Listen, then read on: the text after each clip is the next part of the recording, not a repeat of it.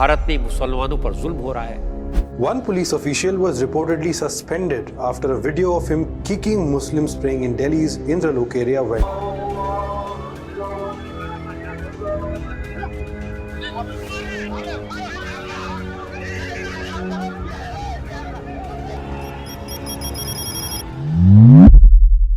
कैसे हो यार सारे। स्टार्टिंग में मैंने जब सोचा था कि मैं ये वीडियो क्रिएट करूंगा तो मेरे को लग रहा था कि अकेले वीडियो क्रिएट करूंगा, ऑफ कोर्स जैसे मैं नॉर्मली करता हूं। फिर मैंने इन दोनों से मेरी बात हुई, सचिन उपमन्यु और ये कुशाग्र वर्मा, इनसे मेरी बात हुई तो इनके जो पॉइंट्स मैंने सुने तो वहाँ मेरे को लगा यार भाई इनके पॉइंट्स तो ऐसे हैं कि ये तो मैं अपनी वीडियो में कहीं भी इंक्लूड ही नहीं कर रहा था। Out of the box thinking आ रही थी।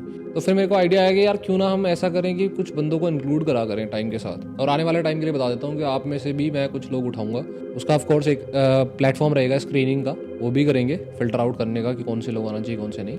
और जो टॉपिक है वो तो आपको समझ में आ ही होगा थंबनेल देख के। बस मैं इंट्रोडक्शन के लिए बता देता हूँ कि दिल्ली में ये फिलहाल की सिचुएशन हुई थी। इंद्रलोक एक जगह है जहाँ पे ऊपर में नमाज पढ़ी जा रही थी। कुछ पुलिस वाले दिखे, कुछ नहीं, एक पुलिस वाले मेनली दिखे, मनोज ठाकुर उनका नाम है। उन्होंने कुछ लोगों को लात मारते हुए दिखाया, उस वीडियो में लात मारते हुए दिख रहा है। मतलब इसको पूरे को समराइज करके बताऊं तो ऐसा नहीं है कि सिर्फ वो लात ही मार रहे हैं, इसके चारों तरफ और भी बातें हैं कि अगर वीडियो पूरी देखी जाए तो वो काफ़ी देर से कोशिश कर रही थी पुलिस उन्हें हटाने की। वो हट नहीं रहे थे तो पुलिस के पास क्या ऑप्शन बचता है क्या नहीं बचता है, उसके ऊपर सारी बातचीत इसी पूरे टॉपिक में करेंगे। ये मैंने इंट्रोडक्शन दे दिया कि जो हुआ था दिल्ली में। और उसके बाद फिर जो मनोज ठाकुर थे उनको सस्पेंड कर दिया गया। और फिर ट्विटर ट्रेंड ये भी चला के आए, स्टैंड विद मनोज ठाकुर, गलत सस्पेंशन किया, नहीं होना चाहिए था। अब ये सारी बातें शुरू करते हैं। अब देखो यार, सबसे पहला जो बेसिक पॉइंट स्टार्ट आता है ना वो ये आता है कि अगर हम ये वाली बातें बोलते हैं नमाज पढ़ना ऑन द रोड गलत है क्योंकि उससे ट्रैफिक ब्लॉक होता है, तो भाई वो तो फिर दूसरी रिलीजन्स हैं उनके लिए भी ट्रैफिक ब्लॉक होता है। जैसे कि हम नमाज पढ़ रहे हैं या कोई भी इंसान नमाज पढ़ रहा है, वो उसी साथ में हम कलश यात्रा निकालते हैं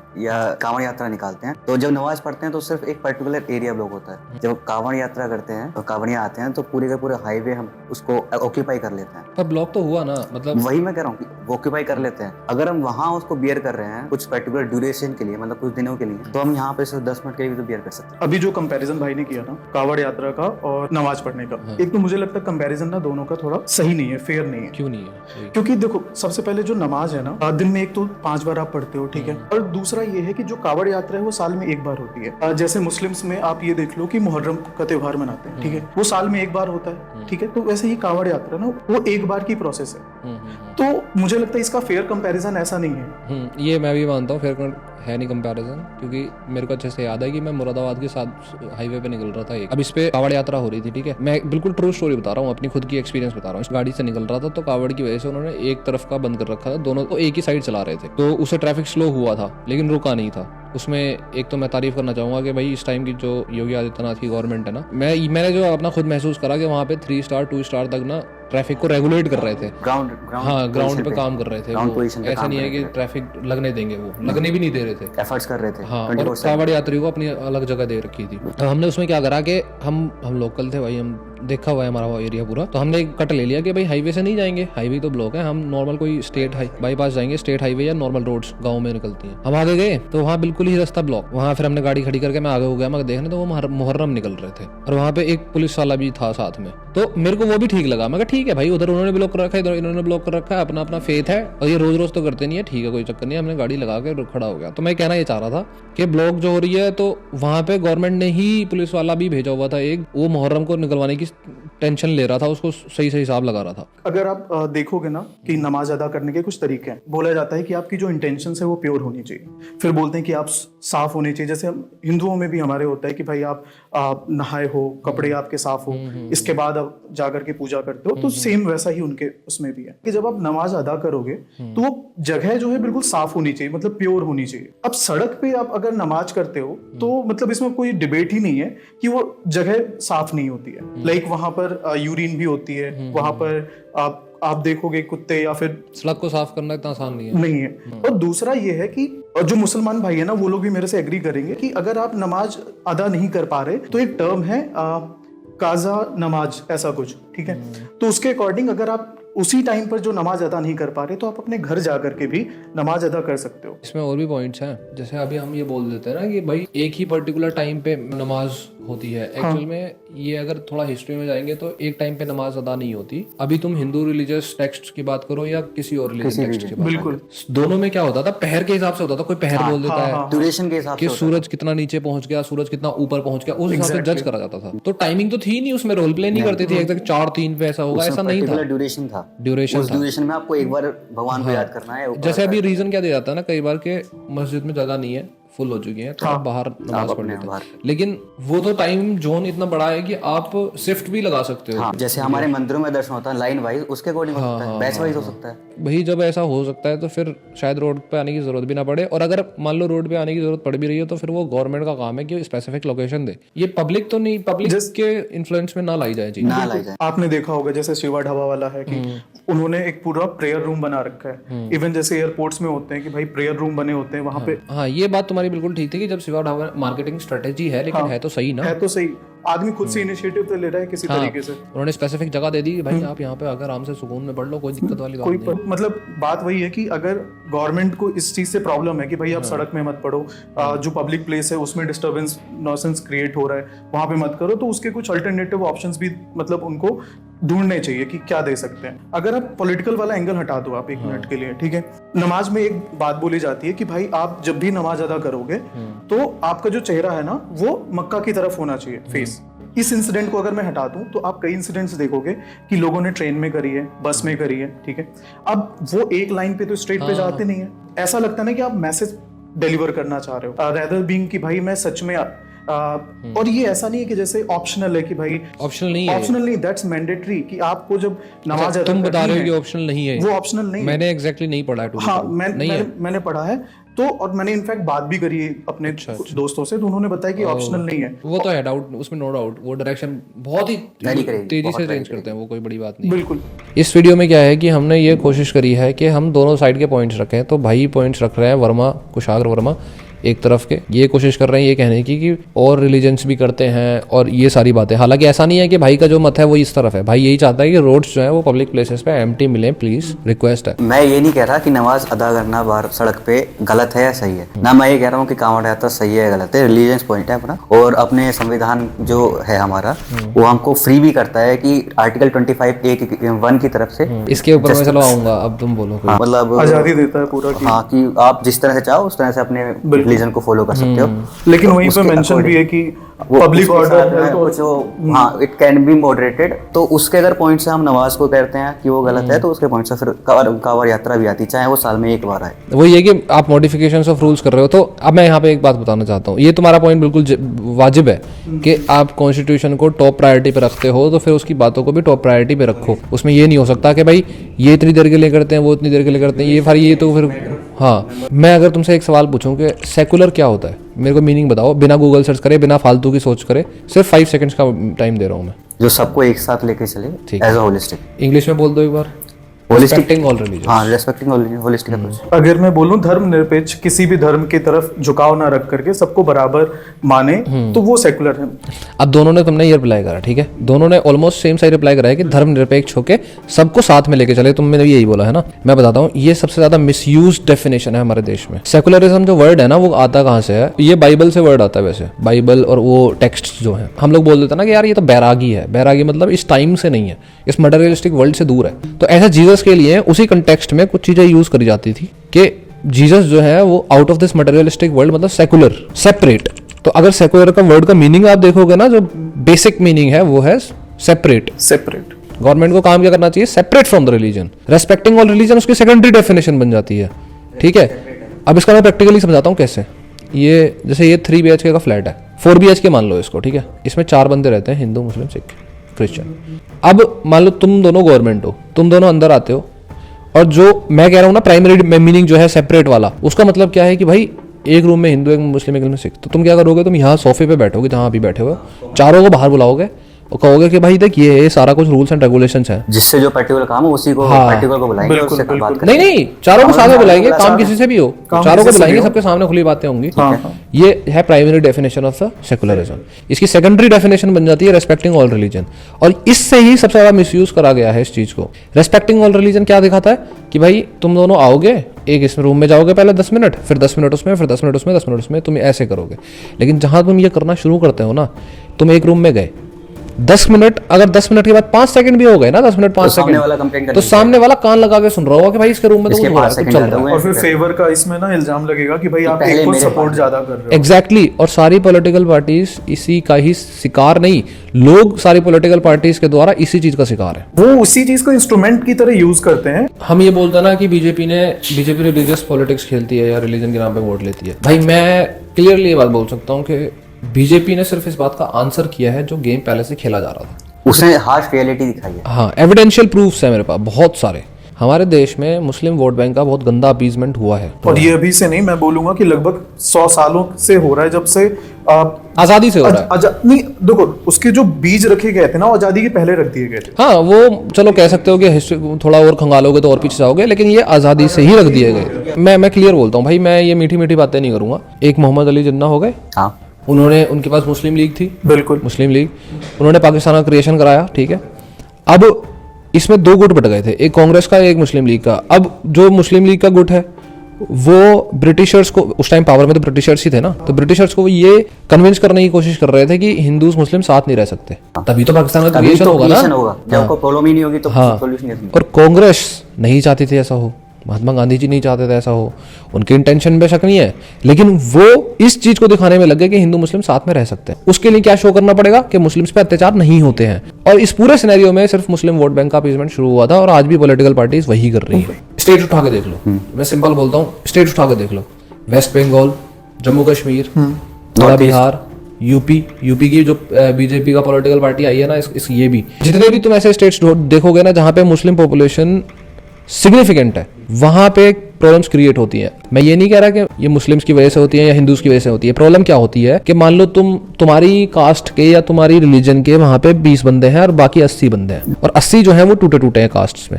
तुम क्या करोगे ना, तुम इस 20 बंदों को खुश करने के लिए ना उनको पावर दोगे। बिल्कुल। और ये बहुत ही जग जाहिर सी बात है कि हर रिलीजन में, हर कास्ट में उल्टी खोपड़ी के लोग होते हैं जिनको लड़ना है, बस जिनको सिर्फ उल्टा सीधा काम करना है। जब उनका अपीजमेंट होगा तो वो क्या करेंगे, भाई हमारे पास पब्लिक पुलिस सपोर्ट है, हमारा विधायक का सपोर्ट है, सबका, तो वो क्या majority करेंगे, में है। वो वायलेंस करेंगे, Violence उल्टी सीधी हरकतें करेंगे। वही मुस्लिम वोट बैंक का अपीजमेंट हुआ, उसका जवाब देते हुए जनता ने बीजेपी को जिताया था। BJP was the reply off certain non secularism that was being followed in India. और उसका देखो कि आप रिजल्ट जो है ना, उन्होंने इतने साल जो किया, उसका रिजल्ट ये है कि जिसको फेवर करते रहे उनको वो अपलिफ्ट भी नहीं कर पाए हैं। अपलिफ्ट होंगे नहीं ना, क्योंकि वो सिर्फ और सिर्फ ना अपने पॉलिटिकल गेन के लिए, एक तरीके से देखो सिर्फ उनके लिए ना एक मोहरे की तरह काम करते रहे वो लोग। ये तो भाई हर उस पर्टिकुलर क्लासिफिकेशन ऑफ कास्ट और रिलीजन को समझ जाना चाहिए कि जिसका फायदा उठाने की कोशिश पॉलिटिकल पार्टीज अभी कर रही हैं वोट बैंक के लिए, उसका एक्चुअल में नुकसान हो रहा है। मैं एक सर्टेन कास्ट का हूँ,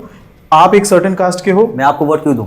ये मैं आपको ही वोट दूंगा अगर सेम कास्ट। बिल्कुल बिल्कुल। अगर अदर आप मेरे कास्ट को है वोट तो दो मैं और आपको मैं वोट क्यों दूंगा? अरे इसमें बातें फंस भी जाती हैं, इसमें जनता को दोष देना गलत हो जाता है।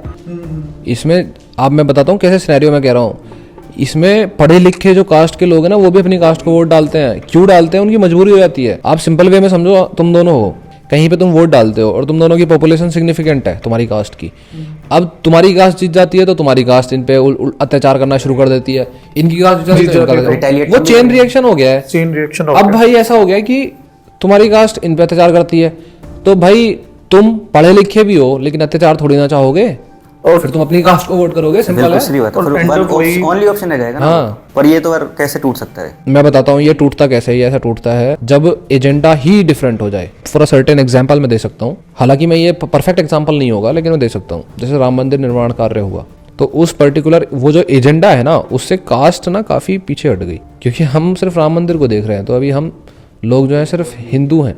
लोकसभा इलेक्शंस और जो स्टेट इलेक्शंस होते हैं, इनमें एक बहुत ही बेसिक फर्क देखने को मिलता है। कास्ट के नाम पे वोट ना लोकसभा इलेक्शंस में कम मिलते हैं, बहुत कम मिलते हैं। इसका रीजन ये है कि भाई तेरी कास्ट अगर यहाँ पे है, मान ले तू कोई भी पर्टिकुलर कास्ट का है, पूरे इंडिया में तो नहीं है ना वो। नहीं, समझ अगर कोई पर्टिकुलर कास्ट एक स्टेट में ज्यादा है तो जरूरी थोड़ी ना वो पूरी इंडिया में एक स्टेट और एक रीजन पे ही उसका ज्यादा अब इम्पैक्ट रहता है। मैं दूसरी तरफ को एक और मेरे को बात करनी थी, अगर हम लॉज को ऐसा क्रिएट भी कर लें कि भाई कोई भी जाम नहीं लगाएगा, हमें एक और यहाँ पे जो चीज़ बहुत जल्दी इग्नोर होती है ना, हमारा इंडियन कल्चर है ना जो वो सनातन का रहा है, बिल्कुल रहा है, बिल्कुल रहा है। अब इसमें कुछ स्टेट तो ऐसे हैं जैसे उत्तराखंड, हिमाचल और अगर यूपी के भी एरियाज ले लो, जिनकी इकोनॉमी ही का कुछ परसेंट ही चल ही इस पे रहा है। बिल्कुल। तो अगर आप रूल्स में, जैसे आप बोल रहे थे ना कि भाई के रूल्स तो सबके लिए रूल्स है, कॉन्स्टिट्यूशन सेम है, अगर मान लो रोड पे सब कुछ ही बैन कर दिया जाता है ना, तो इनकी इकोनॉमी गड़बड़ा जाएगी। क्योंकि आप समझो इस बात को, कांवड़ यात्रा जो आती है वो हरिद्वार से लेके आते हैं जल को या डिफरेंट सेगमेंट्स में कांवड़ लेके आते हैं। हाँ। बट उनकी इकोनॉमी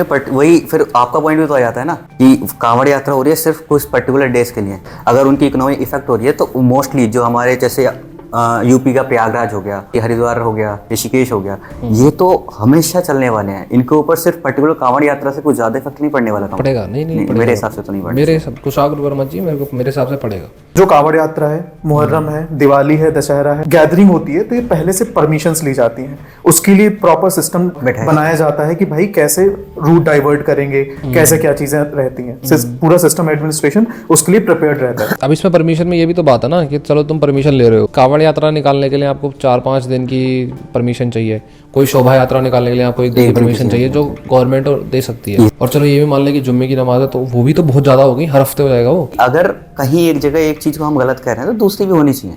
हाँ, तुम ये कह रहे हो कि अब हम रूल्स को इफ एंड बट करके नहीं कर सकते, कॉम्प्रोमाइज नहीं कर सकते ना रूल्स के साथ। फॉर एग्जांपल एक पेशेंट है, वो एम्बुलेंस में जा रहा है, क्रिटिकल कंडीशन में है, और उसको किसी जगह एक नमाज की वजह से रोका गया, उसको डिले हुई, और एक जगह कांवड़ यात्रा, शोभा यात्रा हुई। तो जब वो लास्ट में जाता है तो डॉक्टर उससे क्या पूछेगा, या डॉक्टर उसके घर वालों को क्या बताएगा, ओहो नमाज में आप रुक गए इसलिए आपकी रिलेशन वाले को दिक्कत हो गई, या आप कांवड़ यात्रा में रुक गए इसलिए उनको दिक्कत हो गई। नमाज में रुकते तो दिक्कत नहीं होती, या नमाज में रुक गए इसलिए दिक्कत हो गई, कांवड़ यात्रा में रुकते तो दिक्कत नहीं होती। मतलब अल्टीमेटली लॉस तो हो रहा है ना। हाँ, वही है कि कम ज्यादा की कैलकुलेशन तुम अपने कर सकते हो। अब इसमें एक और चीज है, जैसे वो पुलिस वाले ने पैर से मारा, किक करा। हाँ। अब मेरे को यहाँ पे एक बहुत ही ज्यादा अजीब सी बात रहती है कि हम लोग ना सिर्फ अपनी सोसाइटीज में, अपने एरियाज में बैठ के सोफिस्टिकेशन में जिंदगी जीते हैं, हम देखते नहीं है कि क्या चल रहा है। सच्चाई ये है कि हर बार ये चीज होती है, पुलिस वालों को ऊपर से बहुत प्रेशर आता है। ये तुमने भी देखा होगा, कैसे करके यहाँ से गैदरिंग हटाओ, कैसे भी करके ये वाला लॉ एंड ऑर्डर मेंटेन करो। इवन कोर्ट भी ये ऑर्डर देती है कि तुमसे लॉ एंड ऑर्डर मेंटेन नहीं हो रहा, उन्हें ही डांटती हैं। और पुलिस वाले वहां प्यार से किसी को मना करेंगे, वो नहीं हटेंगे भाई।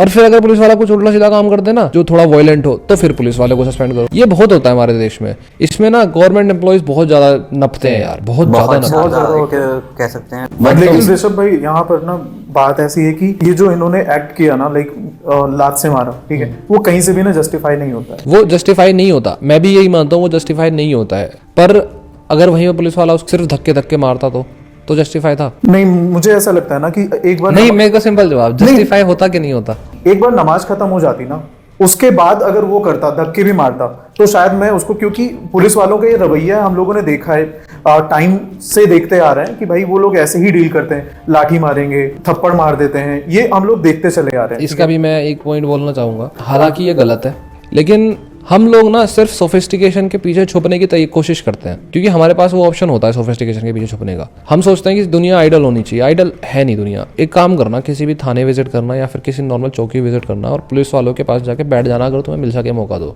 भाई साहब, हर थाने में, हर चौकी में ना इतने केसेस आते हैं। इस देश को संभालना, तुम अगर परसेंटेज वाइज भी कैलकुलेट करोगे ना, तो यूएसए में जितने एम्प्लॉयज हैं गवर्नमेंट के, उसका जो परसेंटेज है ना, मतलब एक आदमी पे कितने गवर्नमेंट एम्प्लॉयज हैं, पब्लिक पर कैपिटा कह लो, हाँ, उसकी परसेंटेज देखोगे ना और इंडिया की परसेंटेज देखोगे तो शायद 10 गुने का अंतर है। अब आप समझो ना, पुलिस वाले यहाँ पे एक चौकी है, आदमी है 10,000 या जितने भी हैं, डेटा मेरे को नहीं एग्जैक्टली पता, उनको संभालना ही बहुत मुश्किल है। और एक इसके साथ मैं ये पॉइंट ये बताना चाहूंगा ना कि ये जो सिचुएशन है वो हर जगह हो रही है। फिर चाहे आप पुलिस के साथ देखो, चाहे आप अपने कोर्ट केसेस में देखो, आप देख लो कितने कोर्ट केसेस हैं। It's so easy to blame government and government employees. शायद गवर्नमेंट टीचर्स वगैरह हटा दो और कुछ और लोग हटा दो, बाकी तो बेचारों को ये नहीं पता कि 5 बजे छुट्टी होगी कि 9 बजे होगी रात को, कि रात के 2 बजे भी नहीं होगी।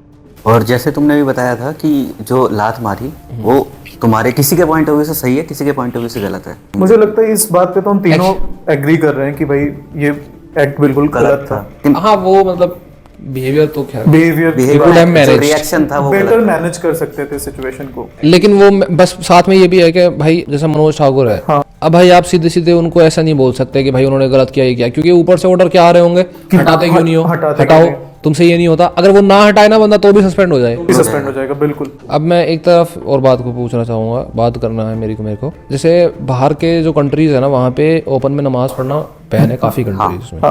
और एक और बात है कि इवन अभी कुछ टाइम पहले का डिसीजन है, शायद 2021 का है, कि तबलीगी जमात होती है एक, उसको भी बैन कर दिया वहाँ पे सऊदी में और यूएई के एरियाज में। कुछ कंट्रीज ने करा, कुछ ने नहीं करा, वो अलग चीज़ है। जो मिडिल ईस्ट का सिनेरियो यही रहा है कि उनको बहुत अच्छे से पता है मुस्लिम्स रेडिकलाइजेशन, ये हमें फैक्ट एक्सेप्ट करना पड़ेगा, हम इससे भाग नहीं सकते। मिडिल ईस्ट के कंट्रीज ये सारी बातें जानते हैं, उन्हें पता है, क्योंकि ऐसा हो चुका है मिडिल ईस्ट के कंट्रीज में। पहले भी ऐसा हुआ है कि कई सारे जो किंग थे ना, जॉर्डन के किंग हुए, उन्होंने उनकी सरकारें गिराने की कोशिश करी है। सरकारें क्या मतलब, किंग को हटाने की कोशिश करी है। और जहां पे ये सक्सेसफुल नहीं हो पाया, आज वो कंट्रीज तो सक्सेसफुल हैं, ग्रो कर गई हैं, वो ग्रो कर गए, पैसे वाले हैं। जहां पे ये सक्सेसफुल हो गया, जैसे अफगानिस्तान, जहां पे ये टाइम टू टाइम सक्सेसफुल हो पाया, इवन पाकिस्तान का भी गिरा देती है, तो वहां पे मामला हो गया खराब, उन हर देशों की कंडीशन हो गई खराब। तो ये चीज भाई हो ना हो, हमें भी ख्याल रखना ही पड़ेगा। बिल्कुल सही हम बात भाग है। नहीं सकते इस चीज से। बिटर ट्रूथ है, बिटर ट्रूथ है। देखो केओस के हाथ में सिचुएशन गई ना तो मामला खराब है। आप जैसे बोल रहे हो ना, मिडिल ईस्ट की बात कर रहे हो, मैं आपको यूरोप का एग्जांपल देता हूँ। इटली बिल लाया है पार्लियामेंट में, ओपन में जो नमाज वगैरह है ना, इसको बैन कर देना चाहिए। जो फंडामेंटलिस्ट है ना, वो लोग ज्यादा ही उसको रेडिकलाइज करने में लगे हुए हैं लोगों को। आसान हो जाता है ना। अभी तुम देखो ना पाकिस्तान में क्या हुआ कि मैंने पहले भी बताया हुआ है, इमरान खान को 7 साल की और उनकी बीवी को 7 साल की सजा इस बात पे सुनाई गई कि उन दोनों ने निकाह कर लिया डाइवोर्स के 40 दिन बाद ना होने तक, 40 दिन का गैप नहीं लिया, ड्यूरेशन तक कंप्लीट नहीं हुआ, उससे पहले इसके कौन से ऑफिशियल रिकॉर्ड्स हैं? तुम कुछ भी बोल दोगे ऐसे तो उठ के कल को, और आपको करना क्या है, सिर्फ किसी एक मौलवी साहब को पकड़ना और उनसे कहलवाना है कि गलत है। जैसे भाई आपका एक पॉइंट था ना कि जो मिडिल ईस्ट कंट्रीज हैं वो लोग बैन कर रहे हैं। सऊदी अरब में पहले से ही रोड के साइड में नमाज पढ़ने पर जुर्माना वगैरह है, लेकिन 2023 का ही मैं केस बताता हूँ। जो लाउड स्पीकर से वहां पर नमाज होती है या फिर जो नॉर्मल गैदरिंग्स होती हैं उसमें जो लाउड स्पीकर्स यूज करते हैं, तो वहां पर ये चीज ना उन्होंने बंद करा दी। मतलब बहुत आप मिनिमम आवाज में आप ये सब कर सकते हो। अगर यही चीज इंडिया में होती तो मुझे लगता है यहाँ पर इंडिया में नहीं हो सकती ना। मैं बता दो रहा हूँ, जो मुस्लिम वोट बैंक का अपीसमेंट हुआ है ना इतने लंबे टाइम से, जिसका रिप्लाई बीजेपी की तरफ से आया और लोगों ने बीजेपी को इतना अंधा तरीके से वोट दिया, वो इतना स्ट्रॉन्ग है ना, इतना स्ट्रॉन्ग है, वो होने ही नहीं देंगे भाई साहब। बीजेपी के सामने जो पॉलिटिकल पार्टीज हैं वो स्ट्रॉन्ग क्यों नहीं हो पा रही? क्योंकि बाकी पॉलिटिकल पार्टीज मुस्लिम वोट बैंक का अपीसमेंट छोड़ना नहीं चाहती। उनको डर है। उन्हें डर क्या है? मान लो एक ए पार्टी मान लो, एक बी पार्टी मान लो, ठीक है। अब ये दोनों पार्टी मुस्लिम वोट बैंक का अपीसमेंट करती हैं, लेती हैं उनका वोट बैंक। इनमें से एक भी हटके और चली गई ना न्यूट्रल की तरफ या अलग की तरफ, उसका वोट जीरो हो जाता है, उसका मुस्लिम वोट बैंक खत्म हो। तो कंक्लूसिवली तुम्हारा मानना यह है कि लॉज कुछ ऐसे होने चाहिए जो इसको एक सर्कुलेशन में लेके आए, है ना, कि अगर लॉज हैं तो सबके लिए बराबर हो। जैसे मैं बता देता हूँ, राम राज्य में होते थे, जब श्री राम ने अपना कार्यकाल स्टार्ट किया था, उनको बागडोर दी गई थी, तो उन्होंने एक ही बात बताई थी कम्युनिटी को, पूरी सोसाइटी को, आप सिर्फ लॉज के बेस पे बांध सकते हो और कोई ऑप्शन नहीं है। तो अगर लॉज, वो कहते थे कि धोबी के लिए जितना है उतना ही मेरे लिए है, यदि उसको कोई पनिशमेंट मिलती है तो मुझे भी मिलनी चाहिए अगर मैं लॉ तोड़ता हूँ। Nobody is above the law. भाई लॉज अभी भी इक्वली ट्रीट करते हैं, ठीक है। अगर आपको नमाज पढ़नी है तो आप जाकर के परमिशंस लेकर के आओ, प्रॉपर अथॉरिटीज हैं। मैं कंक्लूजन इसका बताता हूँ। मेरे को क्या लगता है कि लॉज तो लाने पड़ेंगे, ठीक है, लेकिन इस लॉज को लाते हुए इन बातों का ध्यान रखना पड़ेगा कि इस देश का जो कल्चर है वो सनातन है। इसका जो कल्चर है, जो इकॉनमी है, जैसे अगर किसी को हज करना है तो कहाँ जाते हैं? सऊदी जाता है। तो इस देश का जो कल्चर है वो सनातन है। इस देश की इकॉनमी सनातन पे रन करती है। जो मंदिर है उनमें जितना रेवेन्यू आता है उससे साफ साफ दिखाई देता है। इवन कई सारे मुस्लिम्स ऐसे होंगे जिनका रेवेन्यू हिंदुओं के रिलीजियस प्रैक्टिसेस की वजह से आता होगा। बिल्कुल आता होगा। तो दिस इज इट गाइस। अगली बार मैं आप में से ही किसी 1-2 बंदों को उठाऊंगा जो स्क्रीनिंग के लिए बढ़िया लगेंगे, अच्छी बातें करेंगे, जिनका पॉइंट्स होंगे। See you in the next video. Thank you guys.